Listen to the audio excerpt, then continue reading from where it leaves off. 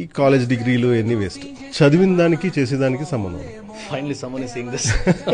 అందరూ ప్రతి ఒక్కళ్ళు హే మైక్రోసాఫ్ట్ పని చేద్దాం, సేల్స్ ఫోర్స్ పని చేద్దాం, గూగుల్ పని చేద్దాం, ఆ కంపెనీ పని చేద్దాం అంటారు తప్పితే మనమే ఎందుకు క్రియేట్ చేయకూడదు? Business degree, MBA and all of that very useless. People వాళ్ళ టాలెంట్ ఇది ఇంపార్టెంట్. ఏం చదివారు అని అనవసరం. త్రివిక్రమ్ సినిమాలో ఏదో డైలాగ్ ఉంటుంది, పాస్ అయిన వాళ్ళందరూ టీచర్లు అయిపోయారు, ఫెయిల్ అయిన వాళ్ళందరూ కాలేజీలు పెట్టేశారని. ఆ టైప్లో సో లాస్ట్ డైలాగ్ అయితే హైలైట్.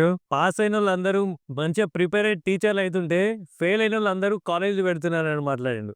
సో ఒక రియల్ లైఫ్ ఎగ్జాంపుల్ మాట్లాడితే, సో రీసెంట్గా నేను మా ఫ్రెండ్ని కలిసిన. సో ఏం చేస్తున్నారా అంటే, సో మొన్ననే ఎంబీఏ చేస్తారా, కంప్లీట్ అయిపోయింది అన్నాడు.